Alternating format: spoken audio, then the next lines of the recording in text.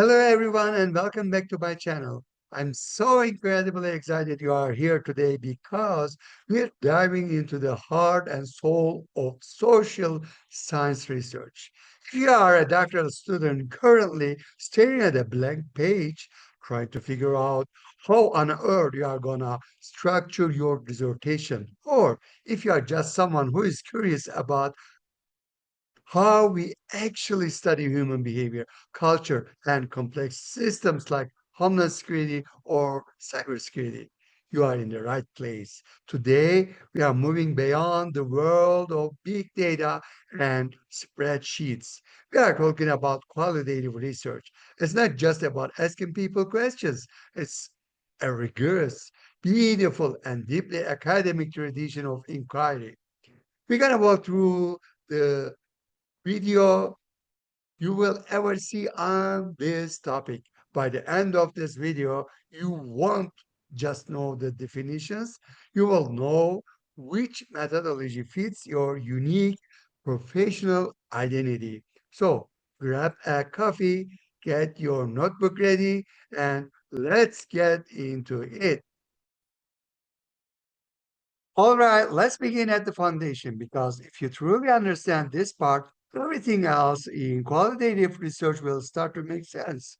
When we talk about qualitative inquiry, we are not just talking about a different method.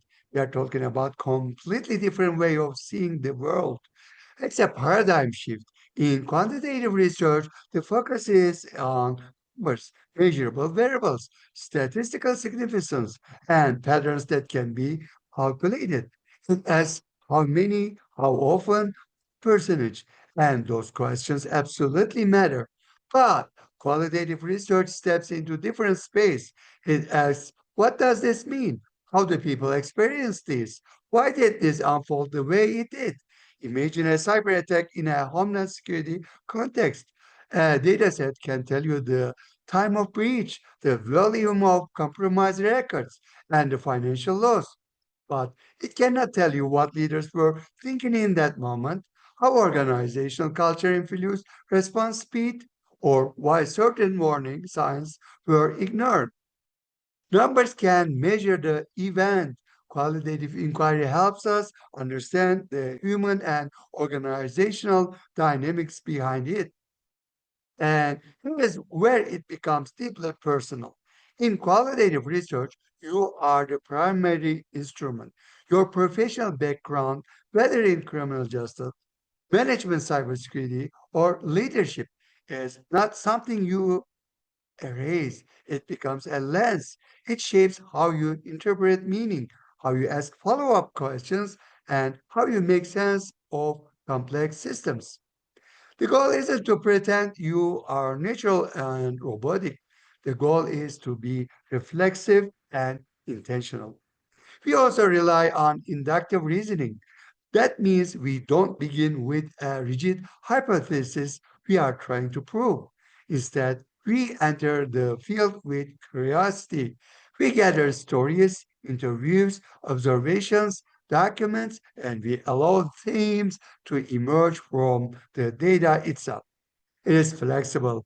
It can feel messy, but it is powerful because it captures the depth, nuance, and lived reality of the real world in ways spreadsheets simply cannot.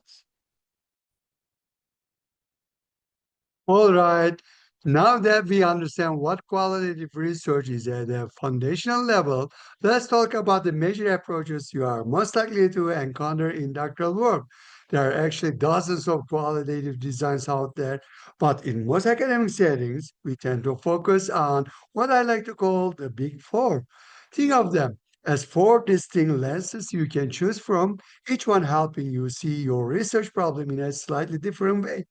First, there is phenomenology. This approach is deeply rooted in philosophy, and it is entirely focused on understanding lived experience. The central question here is, what is it like? What is it like to lead during a crisis? What is it like to respond to a cybersecurity breach? Phenomenology doesn't care about measuring frequency. It cares about capturing the essence of experience, how people perceive, interpret, and make meaning of a phenomena. Next, we have ethnography, which comes out of anthropology. In this approach, you immerse yourself in a culture or organizations to understand its norms, behaviors, rituals, and unwritten rules. You are not just interviewing from a distance. You are observing, engaging, and trying to understand how a group functions from the inside. If your research question is about organizational culture or shared beliefs, this might be your path. Third is grounded theory. And this one is the heavy hitter if your goal is theory development. Instead of starting with an existing framework, you systematically collect and analyze data to build a theory from the ground up. It is rigorous, structured, and incredibly powerful when you are trying to explain a process or pattern that hasn't yet been fully conceptualized. And finally, we have the case study approach, often a favorite for practitioner scholars. This method examines a bounded system, such as a specific agency, policy implementation, or cybersecurity framework, in rich detail. It allows you to go deep rather than wide. The key to a strong dissertation is methodological fit. You don't choose the method that sounds impressive. You choose the one that actually answers your research question. And that alignment is what separates a solid study from a scattered one. Imagine for a moment that you are sitting across from a CEO who has just survived a massive ransomware attack that nearly crippled their entire organization.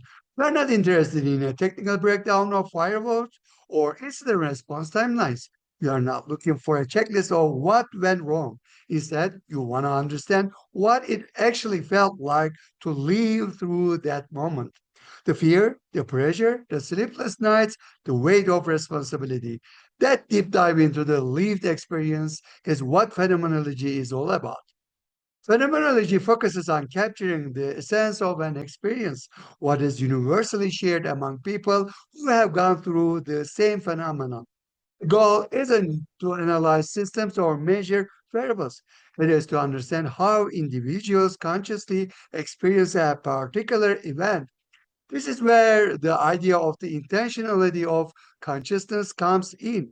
The notion that our consciousness is always directed towards something, meaning we are constantly interpreting and making sense of the world around us. In other words, we are exploring how people perceive, feel, and interpret what happened to them. One of the most important practices in phenomenology is something called epoche, often referred to as bracketing. As a researcher, this means intentionally setting aside your own assumptions, biases, and prior knowledge about ransomware attacks or leadership under crisis so that you can truly see the experience through the participants' eyes. You are essentially saying, let me pause my judgment so I can fully understand yours. It is challenging, but it is critical if you want the experience in its purest, most authentic form. There are also two primary ways you can approach phenomenology. A transcendental approach is more descriptive. You carefully document what participants report and aim to present the experience as clearly and faithfully as possible. On the other hand, a hermeneutic approach goes a bit deeper into interpretation. Here, you are not only describing what was experienced, but also interpreting the underlying meanings embedded within those experiences. Both approaches seek to produce a unified statement that captures the core essences of what it means to live through that specific phenomenon. Because this method is so intense and deeply focused, you don't need hundreds of participants. In fact, phenomenological studies typically involve a small, carefully selected group, often somewhere between 5 and 25 individuals. because the depth of each interview is far more important than the size of the sample. The richness comes from going deep, not wide. So now the big question becomes, how do we actually do phenomenology in practice? It sounds powerful and philosophical, and it is, but it's also very systematic. The first step is something called horizontalization, which may sound complicated, but the idea is actually simple and very intentional. It means that at the beginning of your analysis, every single statement your participant shares is treated as equally important. You don't rank comments, you don't prioritize what you think matters most, and you definitely don't filter based on your assumptions. You listen to everything with the same level of openness and respect. As you conduct in-depth, open-ended interviews, you allow participants to fully describe their lived experiences in their own words. You are not steering them toward your conclusions. You are giving them space to tell their story. From there, you begin identifying what are called clusters of meanings. These are patterns or themes that naturally begin to emerge across different participants' descriptions. You will start to notice shared emotional responses, similar turning points, or common interpretations of events. These clusters aren't forced, they reveal themselves through careful, patient analysis. Then comes one of the most intellectual demanding parts of phenomenological work, imaginative variation. This is where you intentionally examine the experience from multiple possible angles and perspectives. You mentally rotate the phenomenon, asking yourself questions like, if this element were removed, would it still be the same experience? If the context changed, would the meaning shift? You keep testing the boundaries of the experience until you can clearly identify what is truly essential and what is simply contextual detail. This process helps you separate core structures from surface level circumstances. Ultimately, your goal as a phenomenological researcher is to produce two very specific types of descriptions. First, you write a textual description which captures what participants experience, the feelings, perceptions, and rich details of the lived moment. Then you develop a structural description which explains how the experience happened, the conditions, contexts, and underlying structures that shaped it. When you truthfully integrate these two descriptions together, you arrive at what phenomenologists call the essence of the phenomenon, and that capturing the distilled universal core of a lived experience is considered the gold standard of phenomenological research. Now let's shift from individual experiences to the big picture, culture. Imagine trying to understand the vibe of a high-stakes cybersecurity firm. A survey won't cut it. You'd only scratch the surface. Ethnography argues that to truly understand a culture, you can't just watch from the sidelines. You have to step inside. It's about uncovering the hidden code of a group, the unwritten rules, the inside jokes, and the power dynamics that no one puts in an employee handbooks. This requires immersion. You aren't just a visitor, you are a participant observer, spending months or even years living their daily reality to see patterns an outsider would miss. To get there, you need two things. Gatekeepers to grant your entry and build trust, and key informants, the insiders who explain the history and the why behind the behaviors you are seeing. Ultimately, you are balancing the emic, the insider's art, with the ethic, your analytical lens. It's an exhausting dance between two worlds, but it's the only way to truly understand a culture from the inside out. Beyond the surface, what ethnography delivers. The goal of fieldwork isn't just a report, it is the description. This is storytelling so rich and contextually grounded that the reader feels they are standing in the room with you. It captures not just what happened, but underlining meaning and cultural nuance. How we get there? Deep documentation. We don't just record photos, we capture the vibe. We note the seating charts, the awkward silences, the eye rolls, and the energy of the room. Radical reflexivity. We turn the lens on ourselves. We constantly ask, how did my presence change the room? Being an invisible observer is a myth. Transparency is our credibility. Triangulation. We compare what people say in formal interviews against what they joke about in the break room. By layering interviews, observations, and artifacts, we find the truth in the contradictions. Recursive analysis. Research isn't linear. What we see today determines who we talk to tomorrow. The design evolves as our understanding deepens.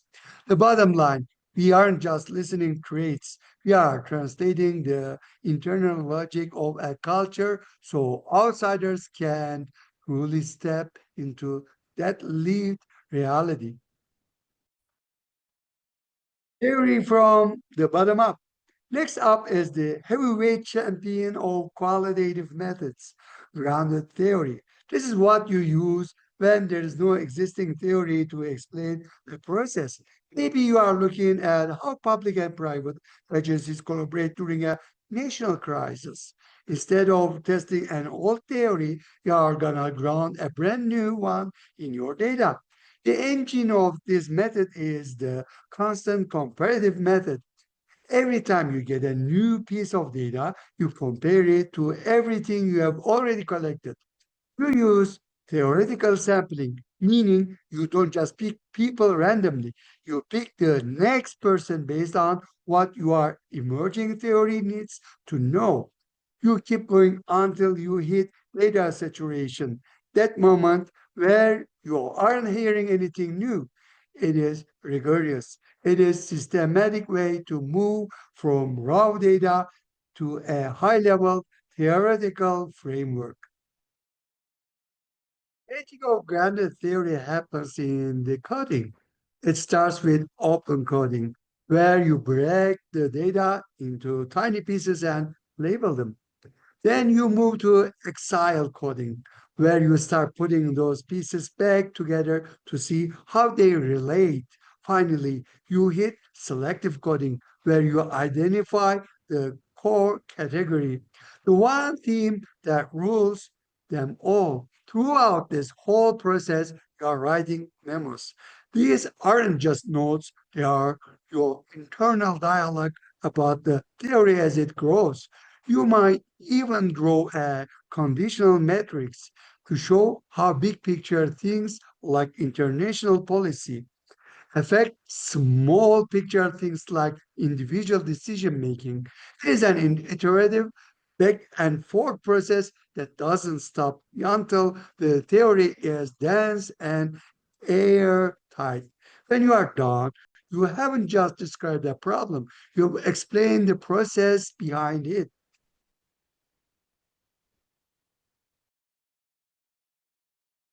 The depth of the bonded system.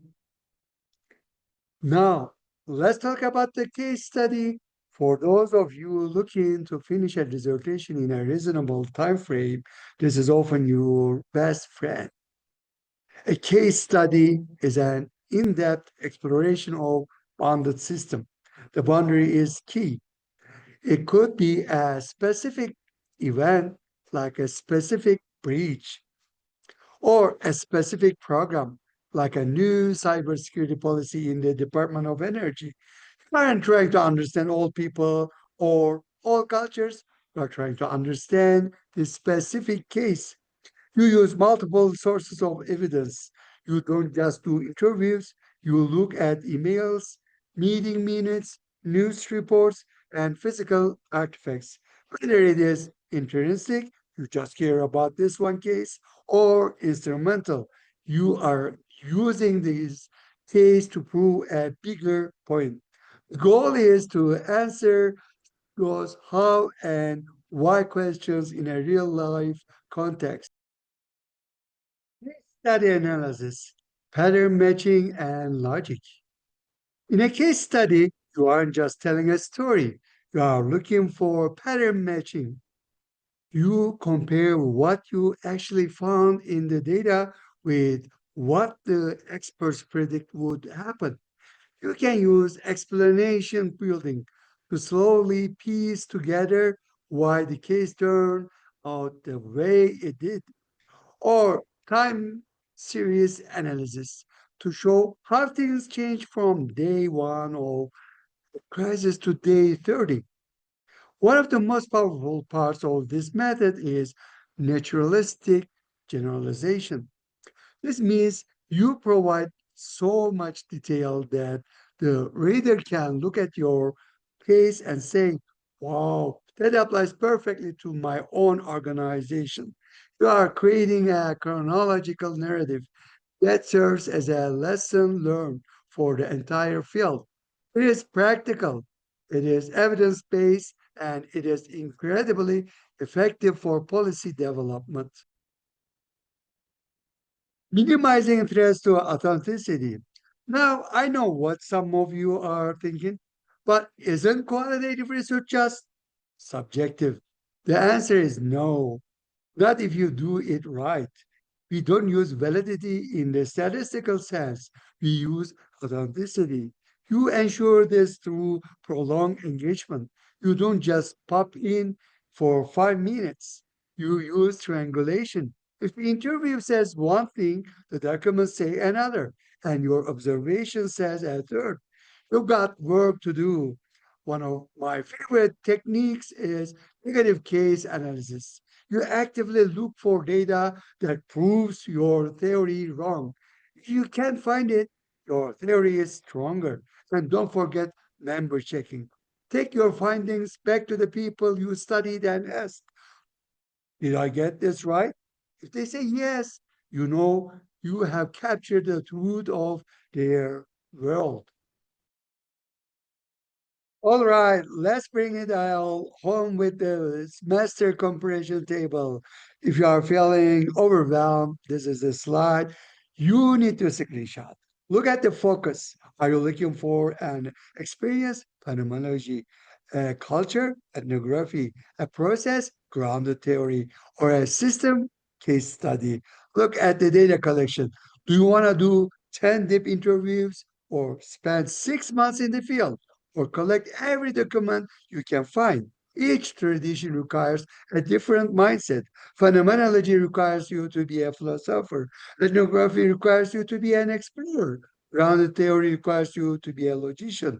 And the case study requires you to be a detective. Align your research question with the tradition that feels most natural to your professional identity, and the work will flow much more easily. And there you have it. The four pillars of qualitative inquiry. I know it feels like a lot, but remember, you don't have to master all of them. You just have to master the one that tells the story you need to tell. Whether you are protecting critical infrastructure or studying the culture of a local police department, these methods give you the tools to find the truth in the complexity.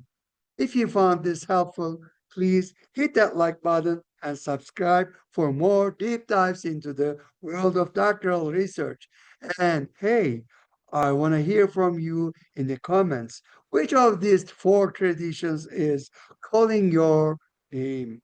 Are you a case study detective or a grounded theory logician? Let's get a conversation started below.